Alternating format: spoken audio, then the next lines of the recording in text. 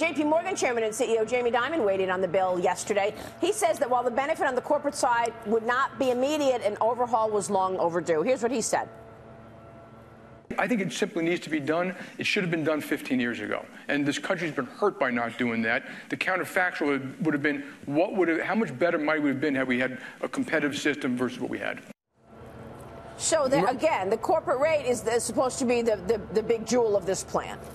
Maria, you know what the real goal of this plan is. Yeah. We've been talking about it for a long time. It's growth. So when you look at where can we make sure we leave the last 8 years of this legacy of suboptimal 2% growth behind, that's making sure we make our businesses more competitive so that they can reinvest in the country, give workers a pay raise, expand their operations domestically. And by the way, you cannot call this anything but tax reform. We are changing the entire system by which we operate on the business side. We're going from a worldwide to a territorial. We are getting rid of a lot of deductions on both sides, a lot of special interest loopholes. There is absolutely a focus on cutting rates across the board. So this is a very comprehensive tax plan. But I will tell you, it's because of 31 years of inaction here in Washington.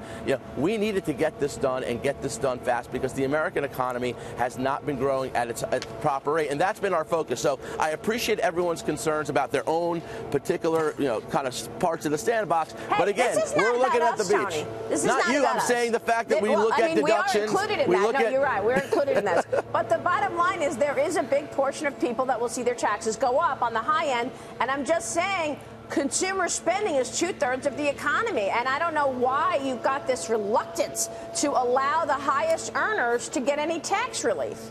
It was like pulling teeth going to 37%.